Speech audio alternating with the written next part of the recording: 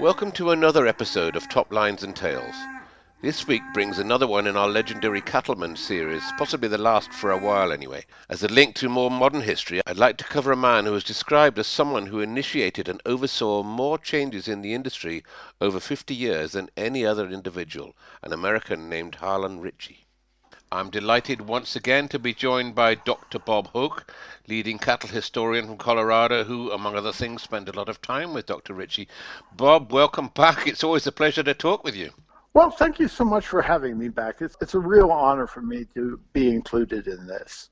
Bob, let's take a look at the important changes in the seed stock industry over the 50 years and the central role that the US's Dr. Harlan Richie played in bringing these changes about. He was a professor of animal science, right? And a man you knew quite a lot about. Well, he was somebody I used whenever I needed information. I mean, he was my go-to guy because, I mean, he was just the library. And I've used him on everywhere I was for programs. I always had him on my programs. I mean, he was just such a wealth of knowledge, and he preceded me in terms of his impact, but man, he was such a unique, huge amount of knowledge that I don't think there's ever been anybody like him. He studied at Iowa State University, and after graduating in 1956, he moved to Michigan State to pursue a PhD. Is that right? Yeah, that's right. Dr. Ritchie noted for his impact on the beef industry. I mean, his impact is unfathomable what he had on the beef industry worldwide. But interestingly enough, he got his PhD, and he really, his major interest as undergraduate in Iowa was more in swine. And so, I mean, he was a total livestock person. I mean, he knew all aspects of livestock, and that's a thread that happens a lot of times. These people are just not always one-dimensional. And he certainly was not. And but gosh, nobody was better at beef cattle and leading our industry than he was. While he was in graduate school, he served as a lecturer and the judging team coach, just like Professor Herman Purdy did. Can you explain a bit more to our listeners about these judging contests and how they worked? You know, they're really a big deal over here, and it's a big deal to be on a team. You know, it's kind of a finishing school, so to speak. All the major shows will have a contest, and so, I mean, you get to travel around the country, and you get to work out at the top operations and listen to people like Glenn Klippenstein. At the contest itself, you judge 12 classes in the morning of all species, and then you give reasons in the afternoon. They have to be 2 minutes or less, and you can't use notes when you're giving reasons. You can study from notes, but boy, it's a whole day, high impact, exhausting thing. And so, when you win a contest, boy, you've really done something. And Harlan was successful. He had a reserve national champion team to Herman Purdy one year. So I mean, he was good at it. So he'd be judging against Herman Purdy, is that right? His team was competing against Herman Purdy's team, and Herman had the national champion team, and Harlan at Michigan State had the reserve national champion team. So that's an interesting lineup. Isn't it just, yeah. And then Harlan went on and he joined the faculty, I believe, after graduating in 1964. And then he stayed there for a long time, 5 decades maybe, and he eventually became a full professor. Is that right? Yeah, and I mean, when you talk about his lectureship through graduate school, and it's pretty rare that people keep a graduate student and hire them at the university where they've been trained. So you got to be pretty special for that to happen, and Harlan was one of those people that was pretty special, and so they kept him on, and I mean he kept active even after he retired. They gave him emeritus status, and he was still running around the country giving lectures and having a high impact.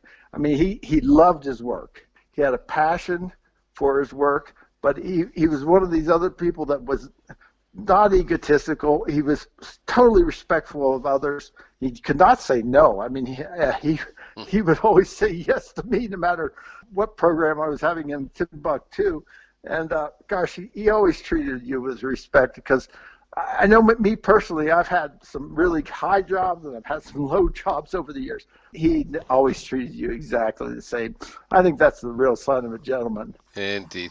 And Michigan State University is one of the oldest land grant universities in the U.S. and Can you tell us about what are land grant universities and how they came about? What were their mission? What do land grant universities do?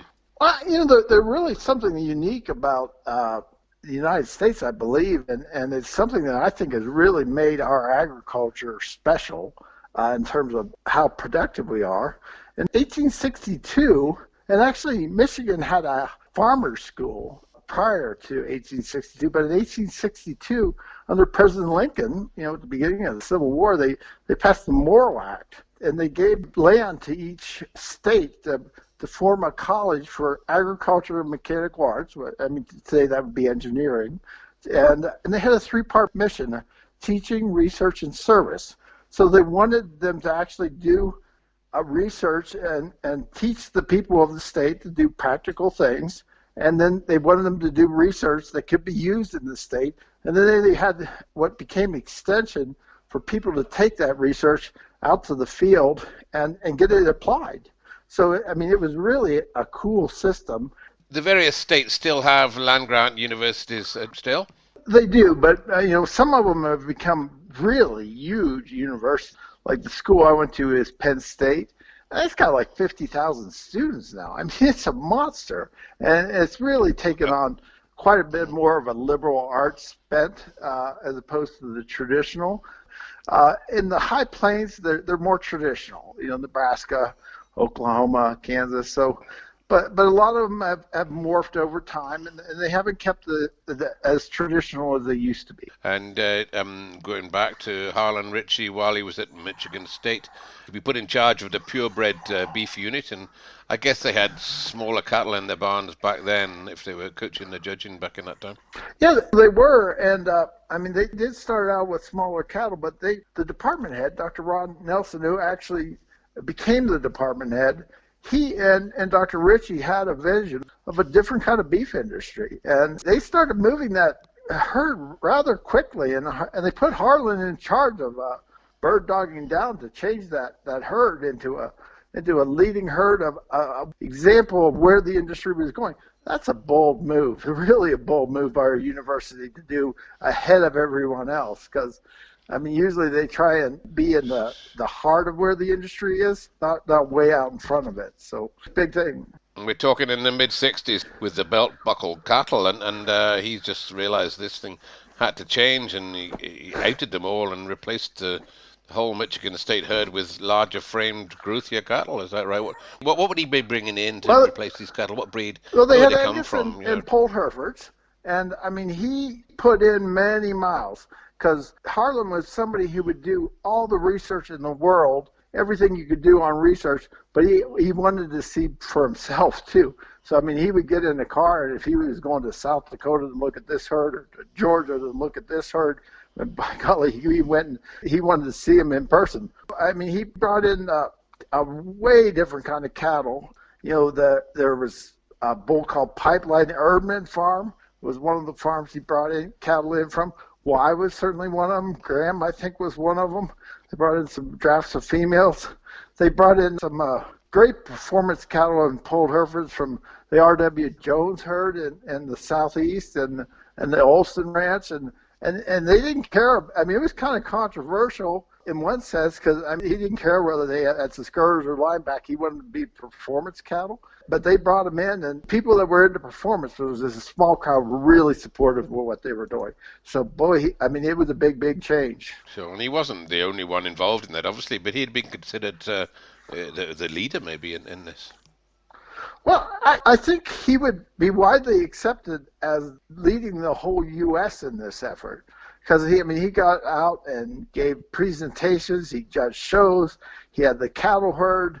If you have to pin any one person that really worked the type change, it would be Harlan Richie, although there was many people involved. But I think you have to say, without a doubt, he was the leader of the whole effort.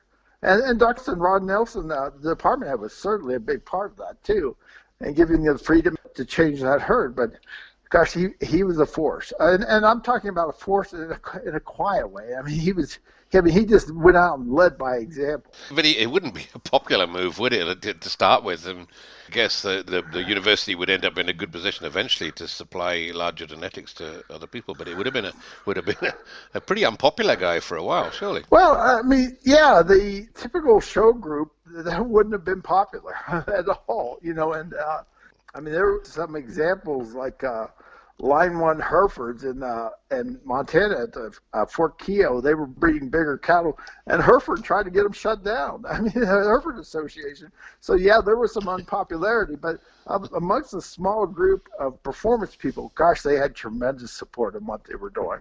And, I mean, all the backing in the world. So it was both sides. They had tremendous support by a small group, and a larger group maybe was sure looking over the shoulder saying, what in the heck are these guys doing? So, but in the end, they were right. And of course, by the time they got the cattle and moving on, Michigan State would have become quite a force themselves in the cattle show ring. Well, yeah, I mean, in all aspects, but they brought in a bull from Erdman's called Black Revolution 317. It was nicknamed Pipeline, and Pipeline was a big force. And in 71, I think he was supreme champion in the Angus Futurity, which is one of like the big three shows we have. And then they had a bull that was winning division everywhere. And then they bought a bull Free State of Y. And that's kind of an interesting story because his progeny really won a lot. But they went to visit Y Plantation. Harlan went first, and then they brought Byron Good, and it was the herdsman, and Ron Nelson down, and they liked these Francis of Y daughters and stuff. They were the bigger frame cattle, but there wasn't any sons. So they finally found one in a commercial herd at a penitentiary in Oklahoma, and they got a sealed bid and bought the bull, and he ended up being one of the great bulls in the breed, and really did some tremendous things. So, but it was a sealed bid for $2,500 from a penitentiary. But Harlan would bird dog him down. He wanted. Talked about Y in an earlier podcast, and it's interesting that the cattle from Y went to a lot of commercial herds, but the genetics obviously were sought after. But we're moving on, and parallel to the type change, the continental European breeds started to become a massive force. And what was Harlan's role in making that happen? Didn't he travel to Europe, and where did he go? What did he bring back? He was the guy that was bringing these things in. Yeah, he Mr. Pioneer again. Well, he wasn't necessarily the one that was bringing him in, but I mean, again, had his curiosity, and I mean, he always said, "I've never seen a breed I don't like," and so he wanted to know about these cattle, and he did all the research in the world, and you can do from research stations and everything about them. But if they said they were dual-purpose cattle, he wanted to see they were dual-purpose cattle and how they were managed, or they were heavy-muscled, or whatever. So he went at one time. He spent 6 weeks over there, and he went a couple times. But he studied 23 breeds in Europe and what their utility would be. And didn't know there were 23 breeds in Europe. Yeah, but I mean he studied them all, and I mean he wrote up at great length about these breeds, both in the popular press and scientific, or so that people knew what they were getting. You take the North American, because he went all through Canada looking for kind of cattle, and all through Europe. I don't think anybody knew more about breeds than he did in the world. I mean, I think he was the guy, and when people were looking for, well, I want Gelbies, should I import Gelbies? I mean, you call up Harlan Ritchie and you say, where are some good Gelbies? And tell me about the breed, and where can I get some good Gelbies? And Harlan was the guy. He was the man with the knowledge, indeed. And was he actually breeding the continental seed stock himself, or was he just advising to everybody else? Well, no, he brought some Chianinas over, and he got a Chianina herd. And he kept them for a long time, and in partnership, because, I mean, he was always gone on the road. But he had a Chianina herd in partnership, and for many, many years, he won a lot of carcass contests with those cattle. So he had an interest in keeping some cattle on his own. So, yeah, he did get into that end of the Continentals. He was kind of the one that discovered Chianinas, because nobody had been to Italy from the United States. And he's the one that trucked down to Italy and found out what cattle were there. So, I mean, he had a big impact all the way around. We've talked about Guineans in previous podcasts with Glenn Klippenstein and his involvement with them. But Harlan, well, he judged a lot of shows, and it must have been highly controversial when he went for the bigger type. I guess maybe he had people's respect because he judged national shows, and hadn't he judged something like 13 different breeds of cattle? Not just breeds of cattle, but their national shows. 13 breeds national show. He judged every breed you could speak of. I mean, I don't know whether Herman Purdy can match that. 13 breeds national shows. And he was more of a performance and objective kind of guy, but he saw that as a tool to change the cattle. And he was successful at it, but I mean, he told me one story one time, though. He did a type change in the Hereford show, I think in Denver. I'm not positive of that, but I think it was in Denver. And he was so proud, he was so happy. And I mean, he thought they were just going to, pat him on the back every which way they could. And he went to the reception that evening, and there were some people that were just going to get him. They were so upset. And they kind of escorted him out for his safety. So I mean, sometimes it went over great. Other times he stuck his finger in the fan, as I always say, and made the change that needed to be made. He also judged a lot of swine breeds too. Same deal. Of course, the pig industry would be evolving likewise, wouldn't it, from the old fattier breeds to the modern lean breed that we know today. And in 1973, I think it was, Harlan Ritchie moved away from teaching and research into an extension role at Michigan faculty. I'm not quite sure what that means. Well, extension is, when we talked about land-grant universities, the service end of things. That's taking the research out to the people. And I mean, he was uniquely good at it. And the fact of the matter was he was gone all the time, so everybody was always having to cover for him for his courses and stuff. So they thought it would be better for him to move into extension and keep the role he was having, because it was worldwide he was traveling. So they moved another graduate student, David Hawkins, to oversee the herd at that point and the primary teaching role. But it was the right move. I mean, he was without a peer, because one of the things about extension is to take the research. I mean, he would dig into the most basic research and come out of it with something practical. I was in extension for a while. I thought I was pretty good at it, but I didn't hold a candle to him. If I had a question, I called him. And the interesting thing is he would get so interested in something. I think if I asked him a question at the end of the day that was kind of esoteric, I think he'd spend a half the night up till he got an answer, because he'd call me first thing the next morning with an answer. He was just unique. I mean, he had such a curiosity, such an ability to break things down to the practical. There's just never been anybody like him. But I think he was by far the best extension specialist to ever set foot at a land-grant university. Was that just within the state of Michigan are we talking? Well, most extension specialists just work within their state.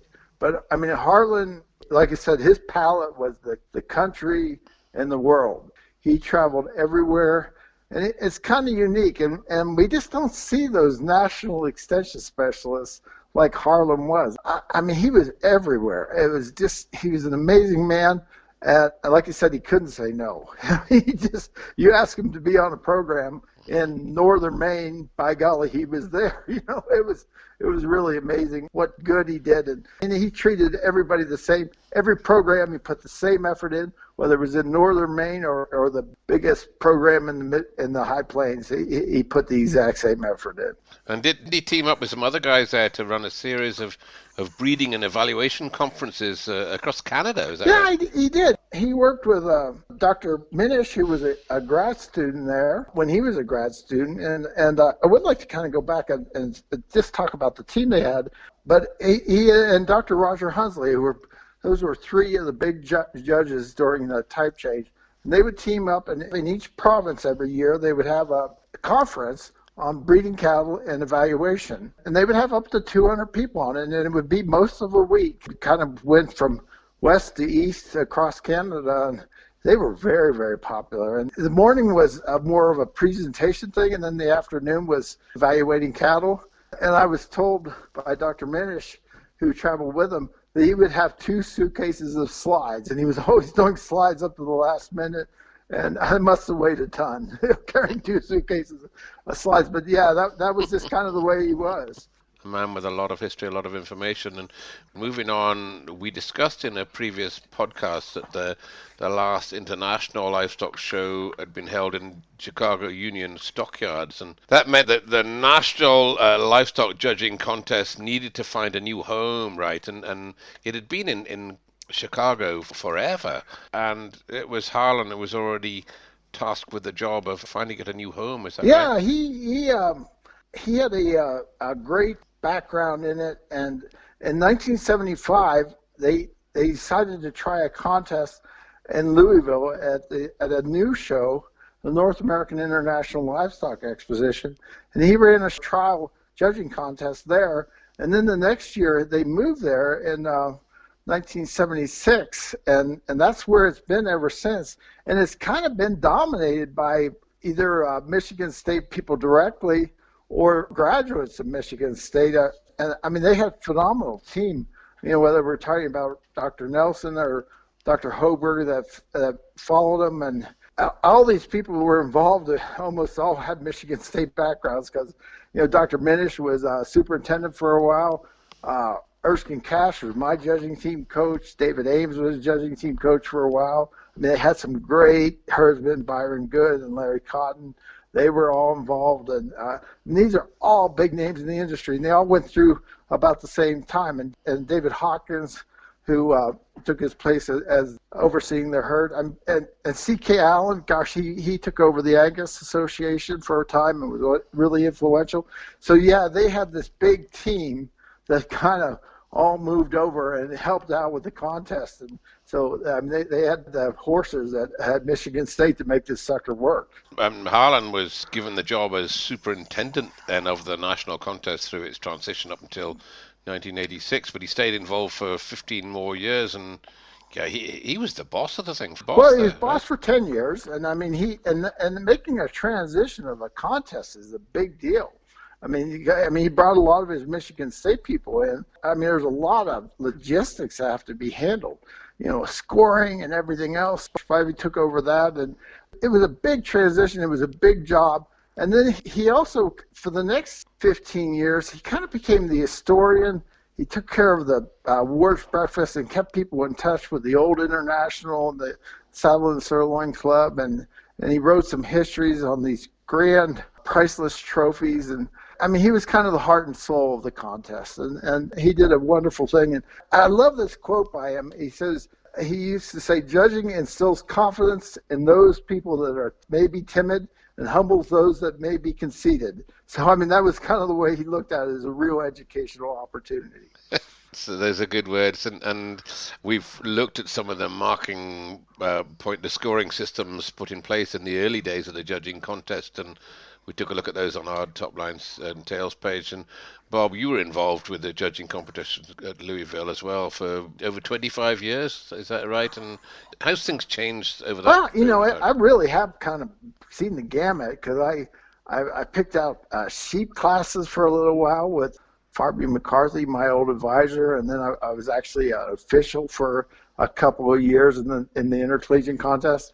And then I switched over to the National 4-H judging contest and was with it for 24 years.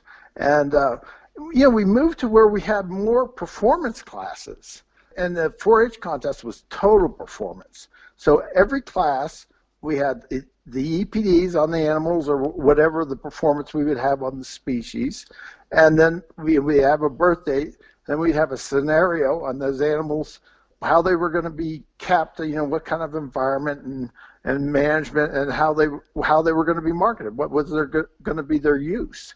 And so we tried to really make it real life selection. Now, the other contests did half and half, half just visual appraisal, half with the performance, but we went all the way in the 4-H contest. So that was a big change from when you talked about the early contest where it was just totally visual appraisal.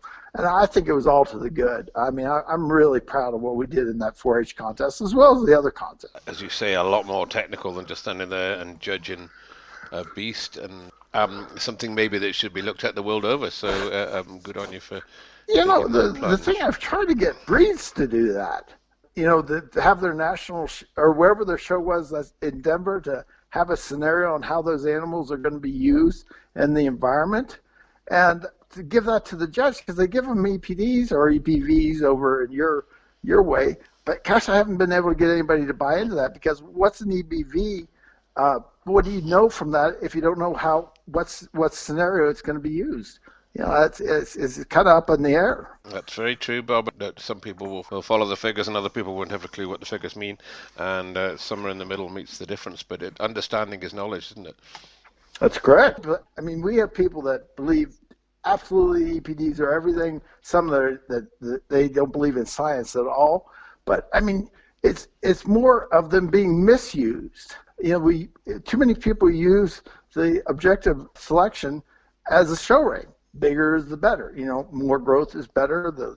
Whatever the selection, you maximize it. Less birth weight. But it's all situation dependent, and it's the way to use them is to fit objectively into the situation those cattle are going to be managed and marketed. And there's just not enough of that. And moving on, by the 80s, the cattle had gotten bigger, hadn't they? Much bigger. And the last time we spoke, you mentioned the term frame race, which wasn't something our UK listeners were familiar with, but didn't it get rather silly, this frame race? I mean, can you give me some statistics of these extreme cattle? It was just all about height. Yeah, I mean, literally, the structure went out the window because if you straightened them out, you made them taller. So it was really the primary thing they got judged on was how tall they were. And, I mean, they made them, frame 10 was not unusual at the peak of the frame race. And because the frame race was just how tall you could make them. Bob, just in there, can you give me a measurement? How big is the frame 10? What is that in inches? Let me put it this way. Whenever you saw these people in the picture of the champion bull, you would see their hats and you would see their feet.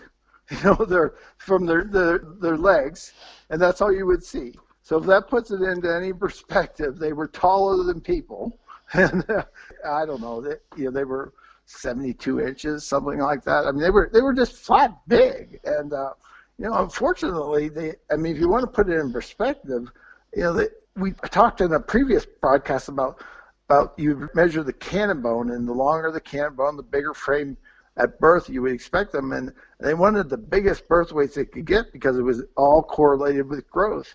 And if you go back and you look at those cattle now, some of those cattle have higher birth weight EPDs or EBVs than they do yearling weight EPDs. So it's they were hard calving and they grew, but they grew slowly and they grew forever. And that's not where we want to be as an industry. I've seen some pictures, and I'll post a few of some of the cattle going, more maybe in Canada, but some of these cattle you could just about walk underneath them without taking your hat off, let alone stand beside them.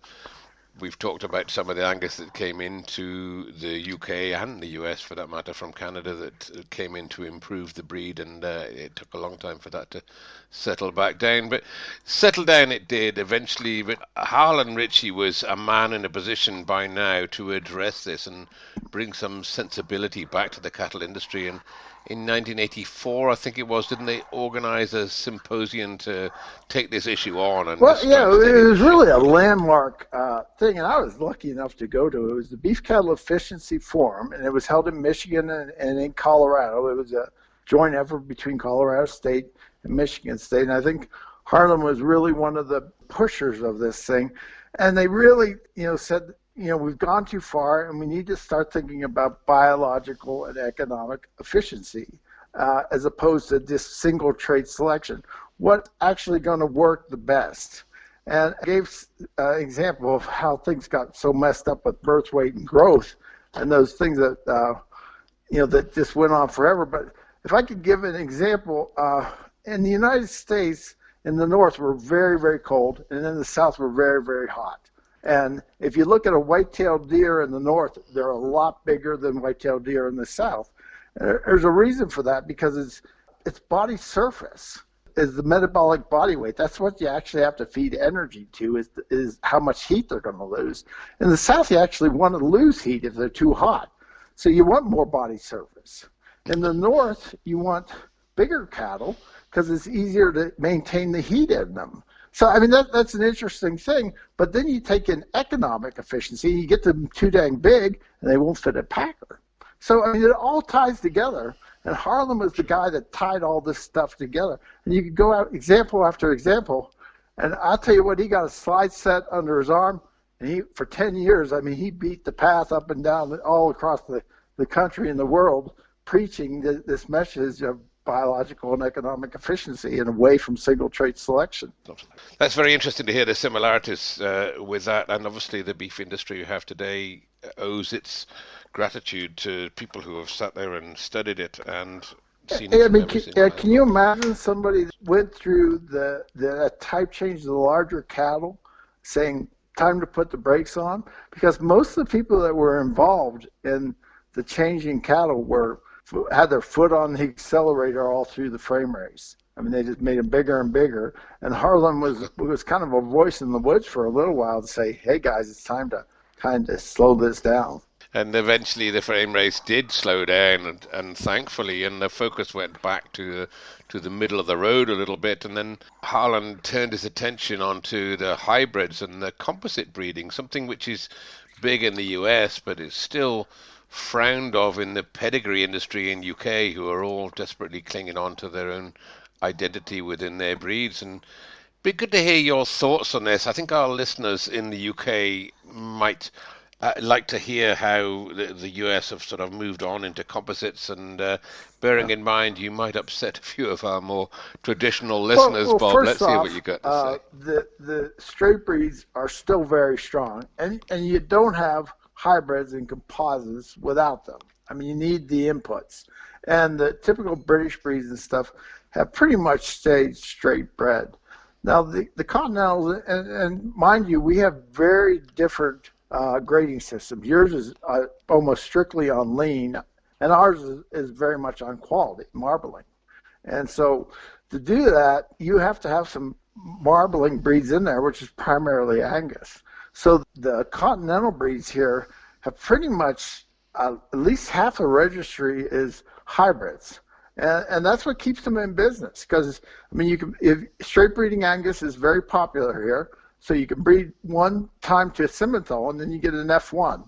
And what are you going to breed them to the next time? If you don't have a hybrid bull to put on them, a 50% Angus, 50% Simmental, they're probably going to go back to Angus. So it's kind of kept these crossbreeding systems simple. It allows them to take advantage of both breed complementarity and heterosis.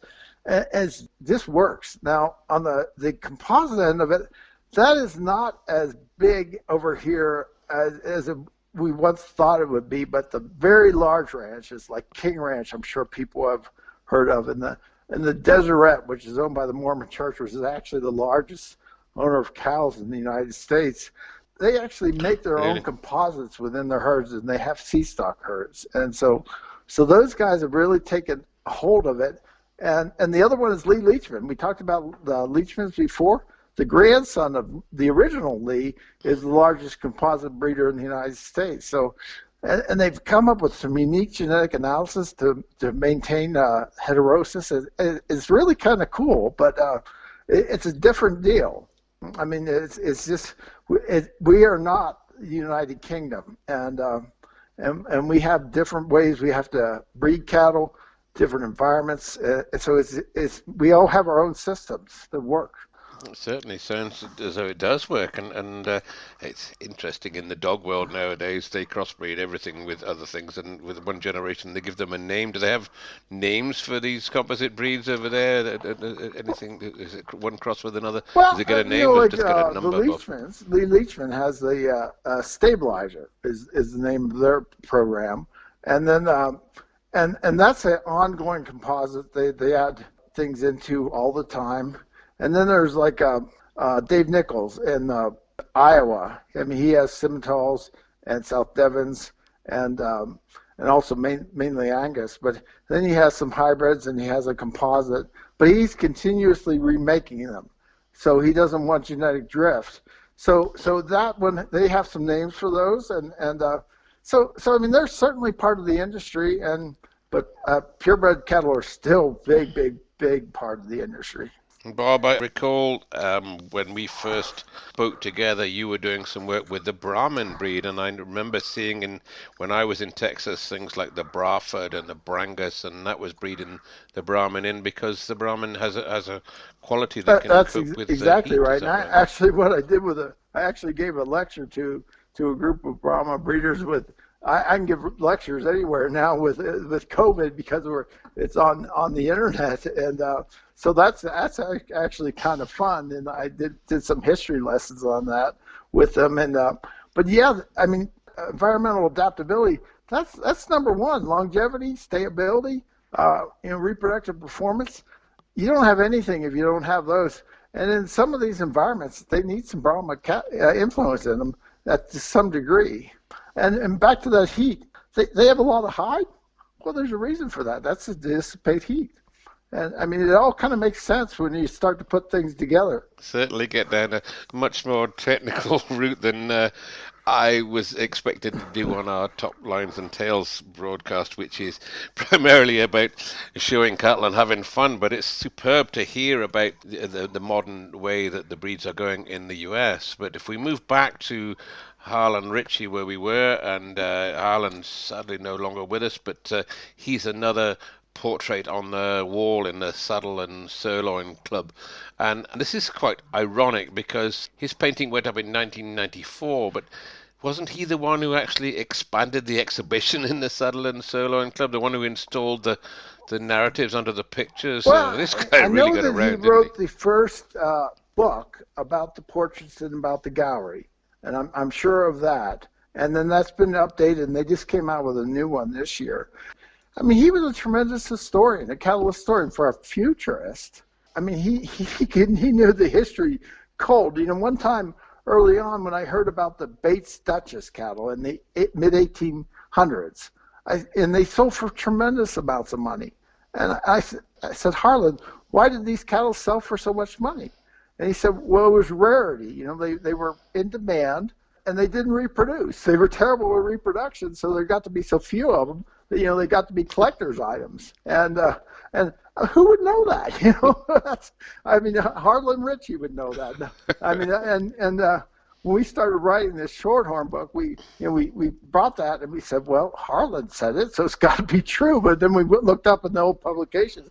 By golly, it sure was true. But I mean, like I said, who knows that stuff other than Harlan Ritchie? To go back to the mid 1800s, and a specific bloodline and a specific breeding can tell you about it. And he was quite a man. There's a reason why a lot of breeds Really become true. extinct, aren't there? And I know a lot of them are coming back now, and it's great to see them hung on to. But to know about them to start with is a measure of the man. And Harlan's career literally tells the story of the whole industry over a lot of decades. Who is a leader in the industry for 5 decades? I mean, who can transition from item to item?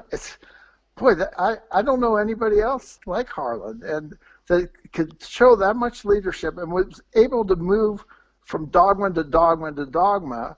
I mean, usually we all get stuck, and he never got stuck. He was always moving on to the next futuristic thing, and there's just no one like him that I've ever known. And unfortunately, he had a disease that caused dementia at the end.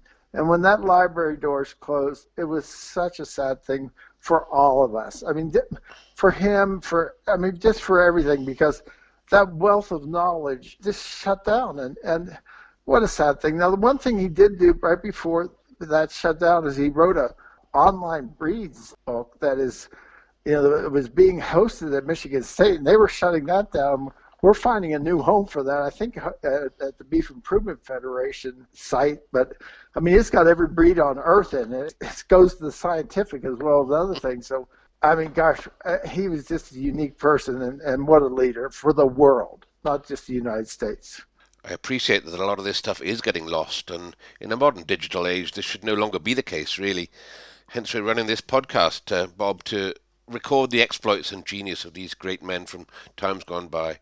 And furthermore, I throw a gauntlet to our younger generation to ensure that going forward this should be maintained and the records improved upon. Well, I really appreciate that you put on Harlan Ritchie onto your podcast, because I doubt whether he's well known in the UK at all. but he had a big impact on the UK, as he did everywhere. And so I think he's somebody worth everybody knowing about, because he was the guy.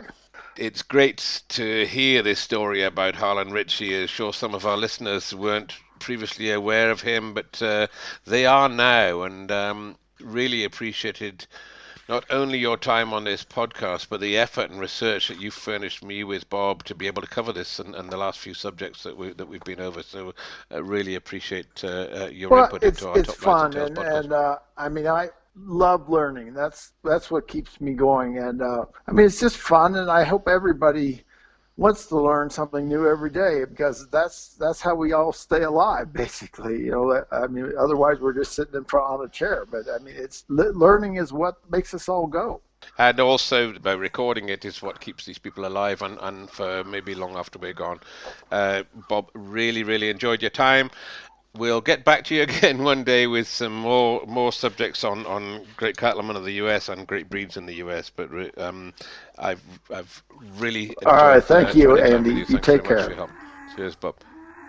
Thank you for listening to our Top Lines and Tales podcast. You may like to take a look at our Top Lines and Tales Facebook page as well, where you'll find some photographs to back up this episode, as well as many more photos and discussions on similar topics.